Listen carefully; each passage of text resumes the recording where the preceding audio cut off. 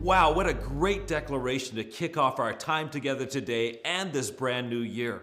We leave the old behind. It will not define us. No, yesterday is gone. Now anything is possible. Come on, you know that phrase is so loaded with truth. I think we need to speak it out together. Yep, right where you are. You need to feel that phrase roll off your tongue. You need to hear those words bounce around in the room you're in, right back into your own ears. Are you ready? Yes, we're really going to do this. We're really going to say this out loud together. On three. 1, 2, 3. We leave the old behind. It will not define us. No, yesterday is gone. Now anything is possible. Church, those aren't just hyped up, emotionally charged words meant to get you excited. Those are words meant to serve as a stepping stool out of the rut that you find yourself in. Oh, don't look so surprised. Can we just be honest? You're in a rut. And what's worse, you're making excuses for it. Now, before you reach for the remote, you need to know I have no interest in shaming you or making you feel bad about the rut you find yourself in. Heck, I'm working at climbing out of a few of my own ruts, so I get it. It seems like ruts are easy to fall into, especially in a pandemic. But the fact is, we don't actually fall into ruts. We form them over time. We get ourselves into ruts when we travel over the same path for days and weeks and months on end. Eventually and gradually, we begin to wear that path down, and it turns into a rut, and pretty soon, we forget that there are even any other options. Travel that same pathway of thinking, travel that same pathway of action or habit long enough, allowing the rut to become deep enough, and pretty soon, life becomes pretty dark and hopeless. I once read a leadership book by James Hunter, and he said, a rut is little more than a coffin with the ends kicked out. Wow, what a graphic description of a rut. It's a coffin lying in the bottom of a trench we've worn down over time, with the ends knocked out. It's where life and health and good stuff goes to die. But there's something even worse than ending up in a rut. It's making excuses for it. So for the month of January, together we're going to experience a series rooted in the Old Testament book of Proverbs that we're calling No Excuses. We're going to study why we make excuses, what happens when we make excuses, what we gain by making excuses, and what we forfeit by making excuses. And I believe repeatedly through this month, we're going to hear God call us to stop making excuses and climb out of the ruts that we've worn into our lives. But before we actually launch into our study, let me tell you a story of someone who refused to make excuses. Her name is Mankar, and she lives in India. Now, Mankar is an elite world-ranked athlete with more than 30 medals, most of them gold, to her credit. She's a sprinter who recently branched out into other track and field sports, including shot put and javelin, and is now winning medals in those sports as well. What is remarkable is that she took up her sport a little later in life. It was her son who challenged her to get active, begin training, and start competing. Instead of making excuses, Mankar decided to take up her son's challenge, climb out of the rut of inactivity that she was in, and started running.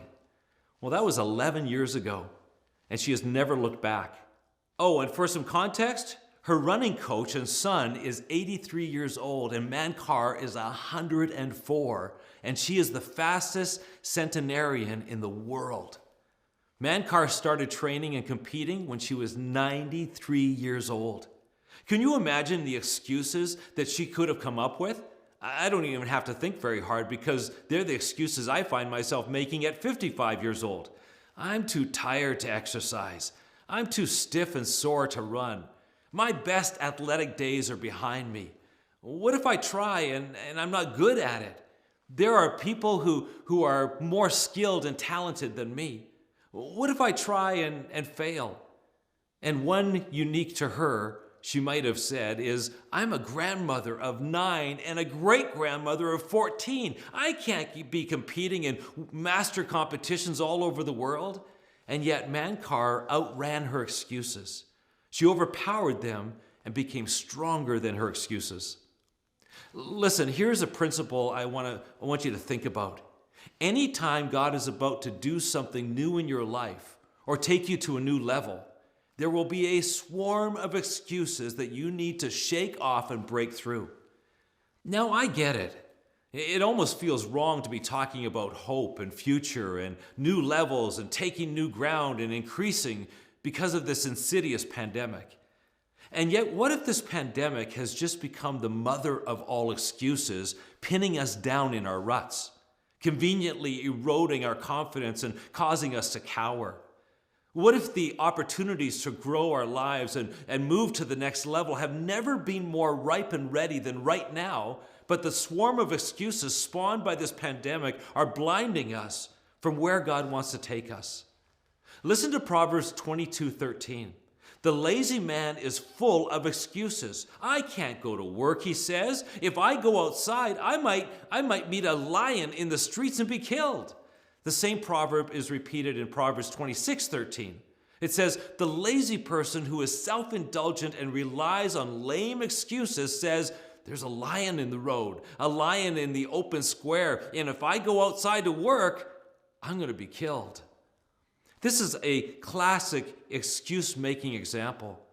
In these verses, the lazy person who has worn a path and is now stuck in a rut of their own making doesn't want to take responsibility for their situation. And so they shift the focus away from their laziness and their poor work habits, and even worse, their productivity or lack thereof, by conjuring up the imaginary danger of some lion that might be roaming around just outside their door. The logic almost works. Hey, I might be a bit lazy and unproductive, but look at the alternative. If I get industrious and go to work, I might be killed by a lion. Do you see what I'm up against? Now you might think, that's ridiculous. Who would ever believe such an excuse? And yet that's exactly what we do. And God is saying to us through the Proverbs, your excuses look just as ridiculous. I can't attempt that new endeavor. What if failure is prowling around outside my door? It's much safer in here. I can't get off my butt and take on that challenge. What if there's someone better than me and embarrassment is prowling around in the streets just waiting to devour me? I'd rather just lay here relaxing in my rut. After all, what option do I really have? If I get up and attempt something, I might be devoured by the lion of lack. I lack resources, I lack education, I lack skill, I'm too old, I'm too young, I lack confidence, I lack faith, I lack discipline. I'm not smart enough. How would you like to be gobbled up by the lion of lack? It's way safer just to stay down here tucked in my rut. Recently, in a 100-meter race in New Zealand, Mankar broke the Masters World Record in javelin with her 16-foot throw.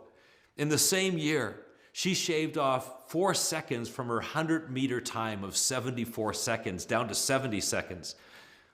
The fastest woman in the world actually runs the 100 meters in 10.49 seconds. But Mankar still trains daily and is proud of her 70-second run. No excuses. How about you? Are you ready to face your rut? Are you ready to swat the swarm of excuses out of the way and go do something? Are you ready to start outrunning and to become stronger than your excuses? Because that's where we're going this month. We're going to chase the imaginary lions off our doorsteps and make some bold moves. And it's going to start getting kind of crazy practical in just a few minutes. Well, joining us today, we have, in my opinion, probably the nicest and most humble person to ever wear the Winnipeg Blue Bombers jersey. This guy played 3 seasons and started 49 games for the Winnipeg Blue Bombers before leaving us in 2019 to go play for the Toronto Argonauts. But above all else, here is a man who loves the Lord and was a huge part of the Winnipeg community during his time here. Please say hello to Kevin Fogg, everyone. Fogger, how are you, my man? I'm awesome, man. How are you doing? I'm doing good. Dude, I want to jump right into it today. My first question was just going to be, a pretty standard one, but something that we can all relate to. How has COVID impacted you? Usually my off seasons, I take the time to relax, but also go travel, do do things that I couldn't do for the whole 6 or 7 months that I've been in Canada. But also, this time's been different because I've had more time to spend with family, and so usually I'm not around my family as much, and Yeah. so um, it's been really good, very crucial at this point in time in my life, and um, I hope it's been just as crucial for people to spend time with their family and have that family time or have that me time to slow down a bunch of stuff, that we usually don't think about going through life. Yeah. And so it's been good, actually. We just started a series called No Excuses. And this is a common phrase used in so many sports locker rooms. We often see it painted, on locker rooms, on the wall in a locker room, no excuses. So my first question has to be why? Why do professional athletes, or do professional athletes make excuses? Why do they need to be challenged like this? It's especially big in sports, only because nobody wants to hear the excuses. Nobody wants to hear why you're compromising at the end of the day. Yeah. And that's what an excuse really is. It's a compromise. Yeah. It's a compromise to make us feel better in the sense or at the time. And it's kind of like a cover up sometimes. And so What would be something that you've maybe had to push through or overcome? I mean, maybe something that you could have just as easily settled and made an excuse for. 5 years ago, when I got released from Pittsburgh with the Steelers and stuff. And so and mentally I was down. I was pretty depressed. I was in a place of trying to figure out really what I wanted to do next. And I didn't want to make an excuse for it. I could have just stopped playing, or I could have just stayed down south and, kept playing and stuff like that. But also in my head, I was like, well, I deserve to play. I deserve to be somewhere. I deserve to keep going and continue my journey. And actually, my first stop was the good old Winnipeg. And so, Yeah. And then you went on to play the next 3 seasons with the blue and gold, and you had a great career here in Winnipeg. Moving on to a little bit more on a personal level. Um, I mean, do you ever need that same no excuse mindset and apply that mindset to your faith, to your walk with Christ? always, I think, especially if you call yourself a Christian. I've struggled a little bit lately, but also I've kept putting it off, and I'm saying, okay, I'm going to do it. I'm going to do it. I'm going to get back into it. I'm going to get started in a place to where, because I know I need this. We know we need it, but we use the excuse because we take it for granted that it's always going to be there. And even for me, and I'm speaking from my standpoint, and so it's crazy actually. It's crazy for me because I have found myself in this place, and I always know the same result. We think we can put it off, and we think that we'll figure it out ourselves, or we think that we'll be able to just push through and not need it. But at the end of the day, that's our peace. That's our main weapon. And so when we aren't fully armored, when we aren't um, walking in His will, things get more hectic. Things get pushed off even more, and God usually gets the back burner. Man, that's such an encouraging word and such a great reminder that we all definitely need to hear. Um, Man, Fogger, thank you for your time. Thanks for sharing. Thanks for taking time out of your schedule to meet with us on Yeah. this Sunday, calling all the way from South Carolina. All the best as you continue your pursuit with the Lord, man. We love you. Yeah, definitely. Love you too, man. Thank you very much. Well, Jordan, thanks for reaching out to Kevin. And Kevin, thank you for sharing with vulnerability. We know that you could have made a pile of excuses not to share your own story with us, but you didn't, and we appreciate it. And we've learned from it, especially this whole idea that excuses really are a matter of compromise. So let's begin to look at the practical parts of our study by answering this question. What are excuses really? Well, here is a great definition.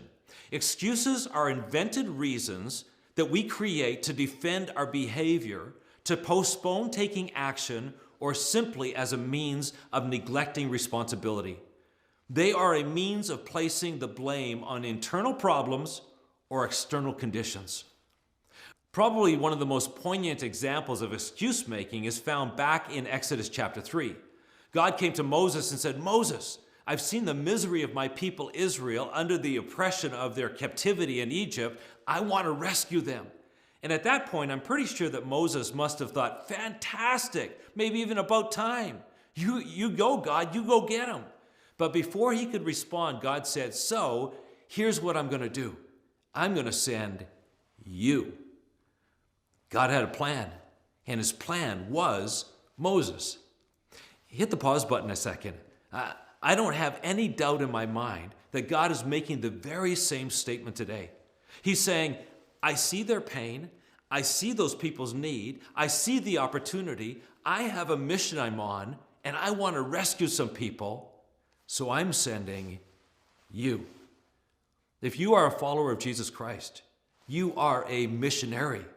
You are on mission. God has planted in your life gifts and talents and skills and resources and abilities intended to make a difference in this hurting world. You're not a spectator. You're not a bystander. You're not simply a fan sitting in the stands. You are God's secret weapon, planted where you are with your particular gifts and talents and skills and resources and personality and abilities, not so that you could have a comfortable, cushy life, but so that you could accomplish the mission that God is on. So you and Moses are in very much the same shoes. But Moses' response was classic excuse making. In Exodus chapter 3:11, he begins by asking God, who am I? In other words, I'm not adequate for this task. I'm not good enough. There are others way better than me for this mission. Go ask them. God flicks Moses' excuse away in verse 12 by saying, I'll be with you. So Moses moves to his second excuse. I don't know enough. People are going to ask me questions about the mission and who you are, and I don't know how to answer them. Moses is saying, I'm not smart enough. And in verse 14, God responds and says, but I am. Moses needs to dig deeper into his excuse bag. So he says, people won't take me seriously. And God assures him that they will listen. Moses really doesn't want to obey God, but he doesn't want to take responsibility for his disobedience either. So he comes up with another great excuse. I'm no good with words. God says, who do you think created the mouth on humans anyway? I will help you speak and teach you what to say. Finally, Moses has no excuses left. And Moses says in Exodus 4:13, please, Lord, send someone else. In other words, I'm not willing to do this. This is not an excuse. This was the real reason. But Moses tried to hide behind 4 excuses before the truth came out, and he owned it. Excuses are invented reasons that we create to defend our behavior, to postpone taking action, or simply as a means of neglecting responsibility. They are a means of placing the blame on internal problems or external conditions. So let me get super pointed. Is there behavior that you have been defending? Is there an action that you've been postponing? Is there a responsibility that you've been neglecting? Moses was saying, I can't go out there. There are probably 4 lions waiting to devour me. My lack of competence, my lack of knowledge, my lack of credibility and impact, and my lack of communication skills. What are your imaginary lions that are keeping you from correcting that behavior? What are your imaginary lions that are keeping you from taking that action? What are your imaginary lions that are keeping you from fulfilling that responsibility? I believe that God is saying to you today, I want to do a new work in your life. I want to take you out of the rut that you've worn into your life. I want to take you to a next level as one of my disciples, but you're going to need to kill some imaginary lions and become stronger than your excuses. Now, I could list 100 different ways that you might need to do that, but let's take it right back to basics for this week. Are you living out the L3 mission that God has given us and that we as a church have signed on to? Or are you stuck in a rut with some part of your faith dying in a coffin with the ends kicked out? What is L3 living? Simply this. L1 is living intimate with God. Currently, one of the most basic and practical expressions of that is meeting with God every single day. For the last 710 days, as a church community, we've been reading a chapter of the Bible every day, a chapter a day, and asking God, what are you saying to me from your word? On January 1st, we started a 31-day journey through the rich and powerful Book of Proverbs. Are you on track? Or are you stuck in a rut, not reading God's word and spending time with him daily? If you're not, I'll bet you anything that you have some pretty good excuses going. But where do you think those excuses are going to take you?